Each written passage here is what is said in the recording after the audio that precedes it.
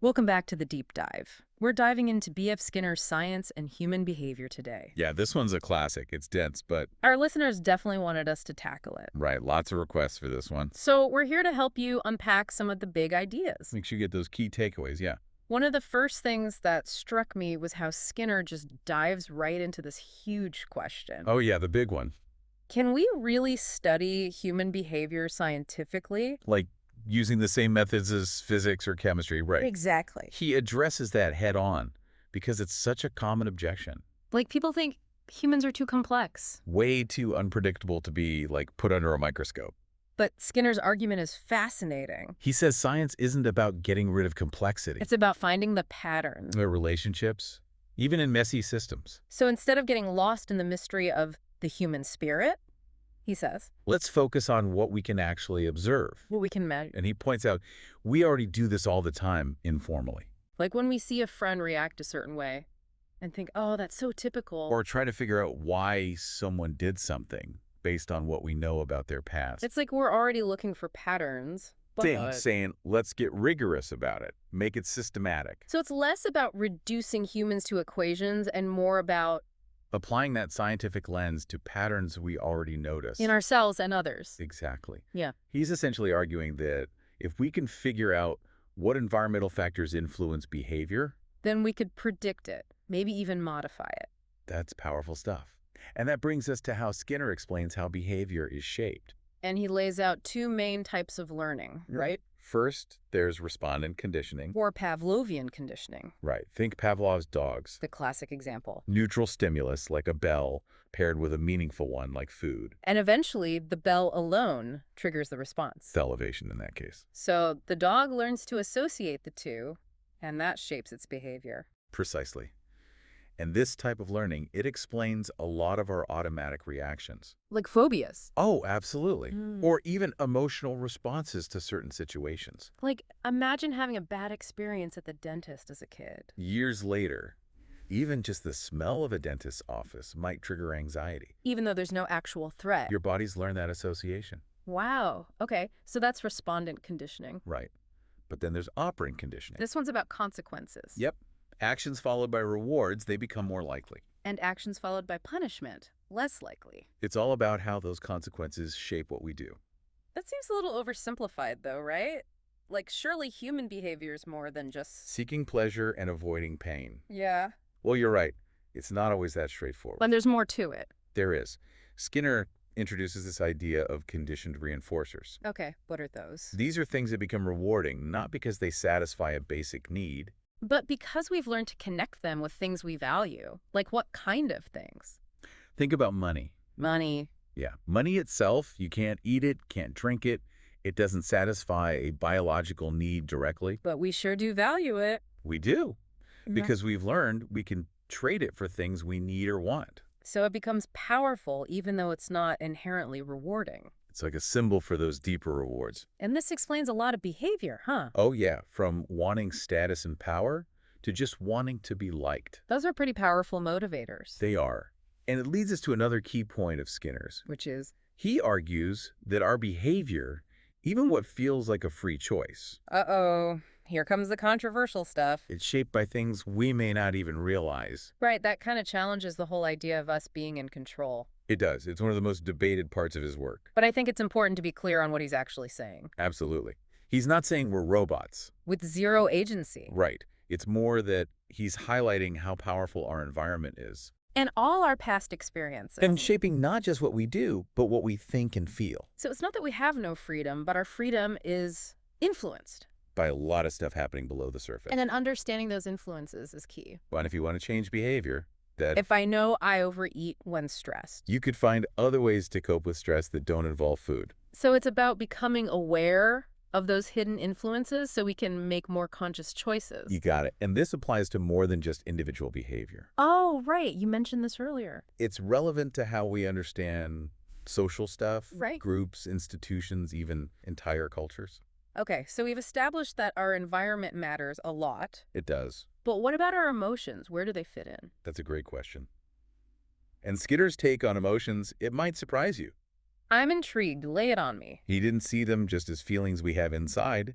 Ah, as physiological responses that actually impact how we behave. so it's not just feeling sad and then crying, but... Your body has this whole physiological thing happening, which we label sadness. And that can lead to crying. Exactly. And just like any other behavior, we can understand our emotional responses In terms of past experiences. and environmental triggers. Like fear of public speaking. Classic example. It's not that everyone's inherently afraid of crowds, It's more that they might have had a bad experience. an embarrassing moment, and now it's linked to public speaking, causing that anxiety. So we've learned to react that way based on what happened before. You got it. And if we get how those responses are conditioned, We could maybe change them. that's the basis for a lot of therapies, like exposure therapy for phobias. So instead of just trying to ignore our emotions, We could understand where they come from and work with them. that makes sense. This makes me wonder about punishment, though. Ah, yes. Punishment, It's something people associate with Skinner. but not always in a good way. Yeah, I think most people, they hear Skinner and punishment and they imagine... Like a dystopia, where everyone's controlled by rewards and punishments. Totally. But that's not really what he was about, was it? Not quite. While he said punishment can be effective, Like to stop a behavior quickly. right, short term, but he was actually pretty critical of it as the main way to shape behavior. Really? Why is that? He argued that punishment, yeah, it might stop you doing something right now. But it doesn't actually teach you anything new. Exactly. You might punish a kid for hitting their sibling But that doesn't teach them how to solve conflicts peacefully. or express their feelings in a healthy way. It's like addressing the symptom, not the cause. Precisely. Plus, punishment often has unintended consequences. Right. Fear, resentment. Right, a kid who's always punished, They might start associating their parents or teachers with those negative feelings. which just creates more problems. It can damage relationships, lead to other issues down the line. That makes a lot of sense. So if punishment isn't the answer, What did he suggest instead? yeah, what's the alternative? He was a big advocate for positive reinforcement, Focusing on rewarding the behaviors you want to see. rather than just punishing the ones you don't, Create an environment where people are encouraged to make good choices. and learn new skills through that positive feedback, Like instead of punishing a kid for hitting, you praise them for sharing. or using their words to express frustration. Teach them the behavior you want, not just react to the one you don't. Perfect example, and this applies beyond just kids, of course. To workplaces, communities, all sorts of things. Skinner believed that if we get these principles of reinforcement, We could create much better systems for shaping behavior. whether it's individuals or whole groups, Okay, so we've talked about individual learning, even emotions. it all ties together. But earlier you said this has implications for bigger things too. I did, like government and religion. How do these principles work on that scale? This is where it gets really interesting. I'm all ears. Skinner argued that even complicated social behavior comes down to, Those same basic principles. yep, essentially groups, institutions, cultures. They all act as what he called controlling agencies, shaping the behavior of the individuals within them. Using those same tools of reinforcement and conditioning. So governments, religions, families, schools, they're all doing this. Even if they don't realize it, They use rewards, punishments, conditioning, to encourage certain behaviors, discourage others, like laws. They're basically defining what behaviors are punishable. trying to deter people from doing those things. Or religion, with heaven and hell. Classic example of positive and negative reinforcement, Plus, religion gives you a sense of belonging, community. which can be a powerful reinforcer. Skinner even saw psychotherapy this way. Really? He said therapists help patients change by understanding the environmental factors That are keeping those old patterns in place. and helping them build new, healthier ones. It's amazing how these same principles can apply to so much. They really do. But if we take this even further, Go on. does this mean something as complex as culture can be explained this way too? That's a big question. It is. Skinner argued that at its core, culture is a set of behaviors, beliefs, values. That are passed down through generations. And guess what shapes and maintains those patterns? Enforcement. Ding, ding, ding. The things that culture values, whether it's hard work, art, religious devotion. They're reinforced through social approval, economic rewards, you name it. So things that seem weird to outsiders make sense within that culture. Because they've been reinforced over time. And while those patterns can be deeply ingrained, Skinner believed change is still possible. if we understand what's maintaining the behavior, we can maybe shift it. Address social problems, promote positive stuff. Like prejudice or environmentalism. Exactly. It's not that we're helpless puppets of our culture, But we have the potential to understand it, maybe even shape it. which brings us to another challenging part of Skinner's work. Uh-oh, what's next? His view of the self. Now that's a big one. The self as an illusion. It definitely shakes things up. I'm curious, what are your initial thoughts on that? Well, it definitely makes you think, doesn't it? Like, are we really just a product of our experiences? Right, it almost makes you question free will. It does. And I think it's important to remember Skinner wasn't denying that we have inner lives. We do think, we feel, we have experiences Exactly. What he was questioning was this idea of the self. as this separate entity Yeah. that's independent of everything else. Yeah, like there's this little me inside driving the bus. He's saying maybe it's not so simple. Right. Instead of that inner core idea, he's saying It's more like our self is a result of everything we've been through. all those experiences and how they've shaped our behavior, It's our personality. which feels so unique to us. It's actually just this collection of learned behaviors. Thoughts, feelings, responses that we've picked up along the way? And they're not fixed, are they? Not at all. They keep How do changing. we encounter new things? New situations, new feedback from our environment. So I'm not the same me I was 10 years ago. Of course not. Everything you've experienced in the last decade. It's all shaped who you are today. Exactly.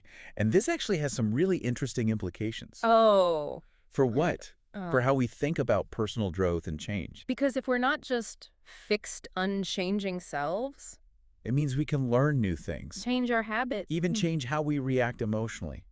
That's kind of a hopeful thought, right? It is. It means we're not stuck with whatever limitations we think we have We can keep growing, keep evolving. throughout our whole lives. And to take this even further, let's think about something interesting. Okay, what is it? How Skinner's ideas are being used to design machines. Machines. Yeah, like computers and AI. To mimic human behavior. Exactly. Which seems kind of counterintuitive, right? Because machines don't have a self in the way we think about it. They don't have those inner experiences. So how can they even get close to something as complex as human behavior? The key is in those principles of reinforcement Those rewards and punishments. and how they shape behavior, regardless of whether there's a conscious self there. So by programming in those contingencies, Engineers can make machines do some pretty surprising stuff. like what? Things that look a lot like human problem-solving decision-making.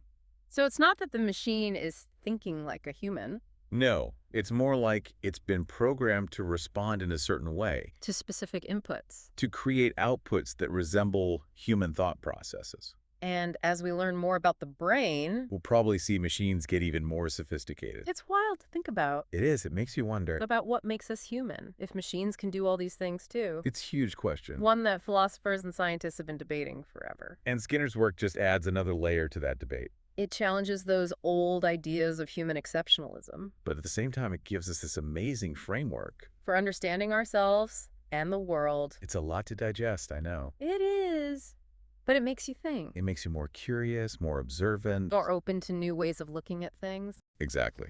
I think whether you agree with everything Skinner said or not, His work pushes us to confront these fundamental questions. about who we are, why we make the choices we do what it means to be human. in this world that's always changing around us.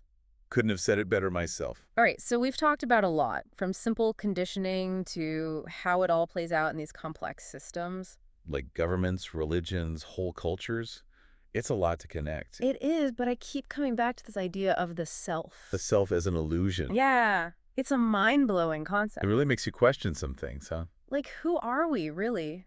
If not this independent self we think we are. It's a challenge for sure. I think, again, it helps to remember what Skinner was actually saying. Not that we don't have thoughts and feelings. Right. He wasn't denying our inner experience. But it's that idea of the self as this separate thing, Like a little homunculus sitting in our heads, making all the decisions. independent from everything around us and all our past experiences. Yeah, that's the part he was pushing back on. So what's he saying instead? Well, he argued that what we call the self Our personality, is more like a product of everything we've gone through. all the experiences we've had and how they've shaped our behavior. So it's not some core essence that we're born with. It's more like this evolving collection of, well, Everything. Learned behaviors, ways of thinking, even our emotional reactions. All shaped by our environment and the feedback we've gotten along the way. So I am literally not the same me I was 10 years ago. You're a work in progress. All those experiences, big and small, they've all contributed to who I am today. It's pretty wild when you think about it, how much we're shaped by our environments. And by what we've learned from those environments. And this actually leads to a pretty hopeful way of looking at things. How so? Because if we're not these fixed, unchanging selves, It means we can keep growing, keep learning. change our habits, even change how we react to things emotionally. That's empowering. It is. It means we're not stuck with whatever limitations we might think we have. We can keep evolving our whole lives. And to illustrate this, let's think about something kind of cool. Okay, what is it? How these ideas of Skinner's are being used today To do what? to design machines that can actually mimic human behavior. Machines.